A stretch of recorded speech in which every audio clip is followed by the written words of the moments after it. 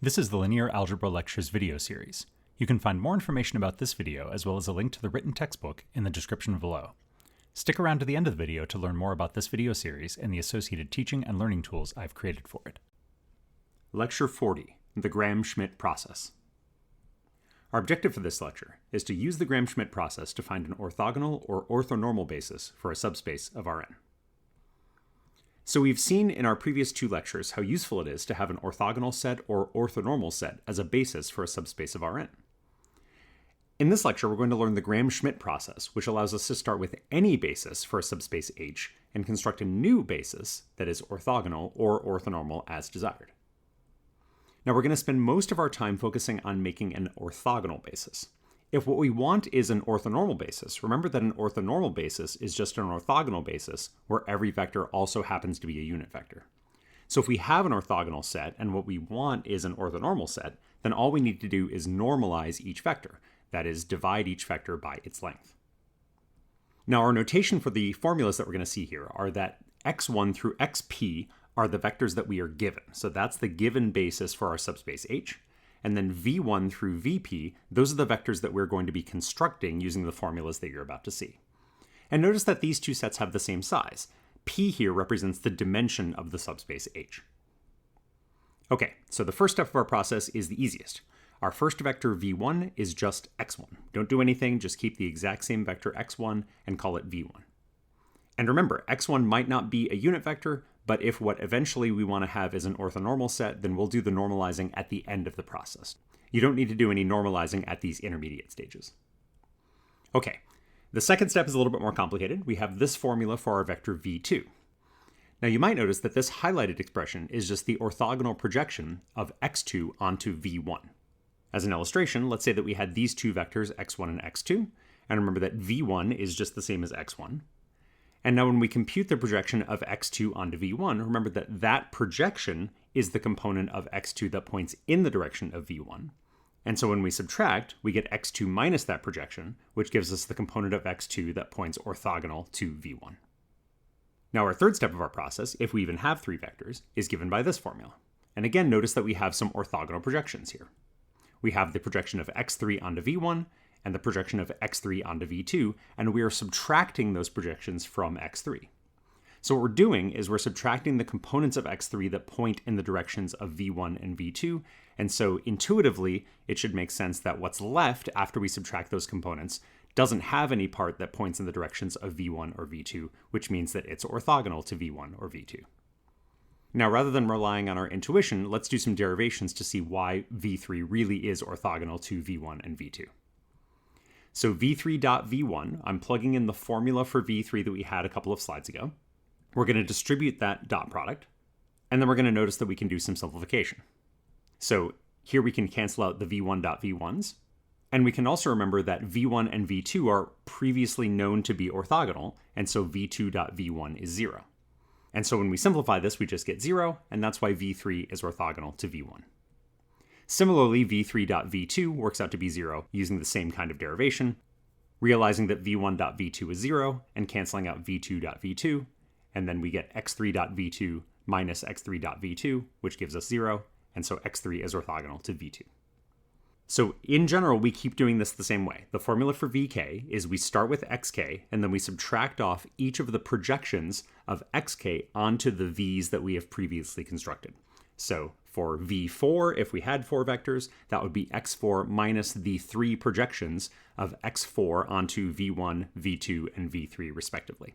And then we just keep going in this manner for however many vectors that we have. Okay, let's work out an example. So let's let H be the subspace of R4, spanned by these three vectors, x1, x2, and x3, and we are asked for an orthonormal basis for H. We're going to start by constructing an orthogonal basis for H, and then at the end, we're going to normalize our vectors to get the orthonormal basis that they're asking us for. Okay, so first step is the easiest. V1 is just x1. So V1 is the vector 1, 1, negative 1, 0. For V2, we have to do this calculation. It's x2 minus x2.v1 divided by v1.v1 times v1. So we compute a couple of dot products. x2.v1 works out to be 3. v1.v1 works out to be 3. And so then we calculate and subtract, we get that v2 is the vector 3, negative 1, 2, 1. Finally, for v3, we've got some more dot products to compute, some of which we've already done. So x3.v1 is negative 3, v1.v1 is 3, x3.v2 is negative 3, and v2.v2 is 15. We plug in all the vectors that we have here and subtract, and we get 3/5, 4/5, 7/5, negative 19/5. And so these three vectors that I've highlighted here for you form an orthogonal basis for H. And we can check that v1.v2, v1.v3, and so on, all of the pairwise dot products between these three vectors are all 0. But, as I said before, we were asked for an orthonormal basis for H, so now we need to normalize each of these vectors. So a trick that we can do is realize that that third vector with all those fractions, finding the length of that vector and then dividing by it is going to be nasty and involve a bunch of square roots of fractions. And so we can multiply that vector by 5 to make that next step easier, to get rid of all those fractions. If we multiply the vector by 5, that's not going to change the fact that it's orthogonal to the other vectors. It's just going to change its length. And so this trick can help you with the normalizing step by avoiding some nasty fractions. Okay, so u1 is v1 divided by its length. The length of v1 is the square root of v1.v1. And so we compute all of these vectors dot product with themselves. So v1.v1 is 3, v2.v2 is 15, and the newly scaled v3, right, we multiplied v3 by 5, so v3.v3 is 435. And so we just divide those vectors by their lengths. So we see the new u1, u2, and u3 here. And so these vectors form an orthonormal basis for that same subspace H that we started with. Now, these steps can be pretty tedious, and so we'll often use technology to simplify. The command you're looking for in Wolfram is called orthogonalize.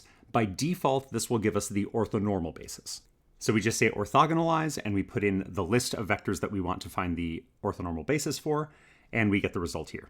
Notice that Wolfram sometimes formats square roots in a way that it thinks looks nice, so the answers here might look slightly different than what you would get by doing these by hand.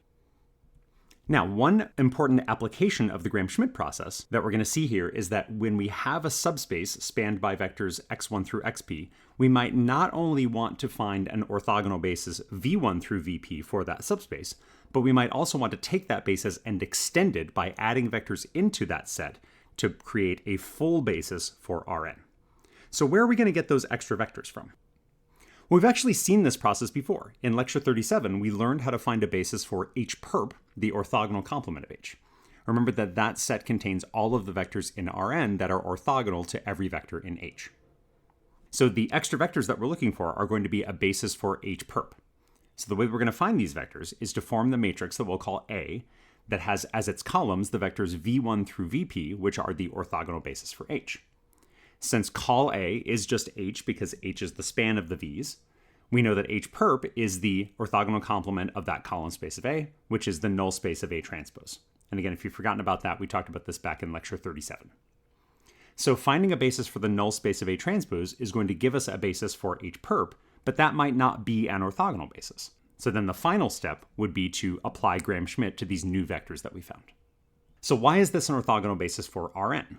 The v1 through vp, those are all orthogonal to each other because that was an orthogonal basis for H using Gram-Schmidt. The vp plus 1 through vn, that's an orthogonal basis for H perp, again because we used Gram-Schmidt. The v vectors in the first half of that set are orthogonal to the v vectors in the second half of that set because the first half is a basis for H and the second half is a basis for H perp, and everything in H is orthogonal to everything in H perp. Okay, let's look through an example. So let's consider the plane P in R3 spanned by the vectors x1, which is -3, 4, 0, and x2, which is 1, -2, 1. We want to find an orthogonal basis for P and extend it to a full orthogonal basis for R3.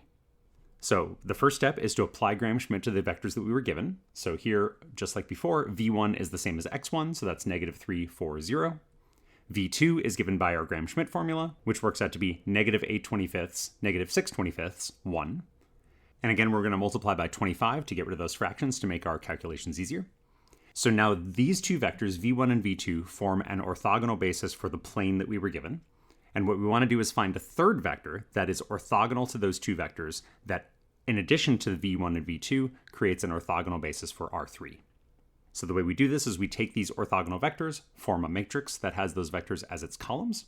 We take the transpose of that matrix, and we're looking for a basis for the null space of that transpose. So we row reduce A transpose, Thinking of the solution of A transpose times x equals 0, we have one free variable x3, so we get one vector, 2, 3/2, 1. If we had gotten multiple vectors here, we would have an additional step where we'd need to orthogonalize that set of vectors using Gram-Schmidt. But because we just have one vector, there's no orthogonalization to do. So that's v3, and so we can check that these three vectors, v1, v2, and v3, form an orthogonal set. Again, you can check that using dot products. And if what we had actually wanted was an orthonormal set, we would have one final step at this point, which would be to normalize each of these vectors. Thanks for watching this video lecture. You can find links to the other videos in this series and to the written textbook in the description below. If you're an instructor, you can contact me for more information about the over 300 online linear algebra homework problems that I've created for the free My Open Math platform.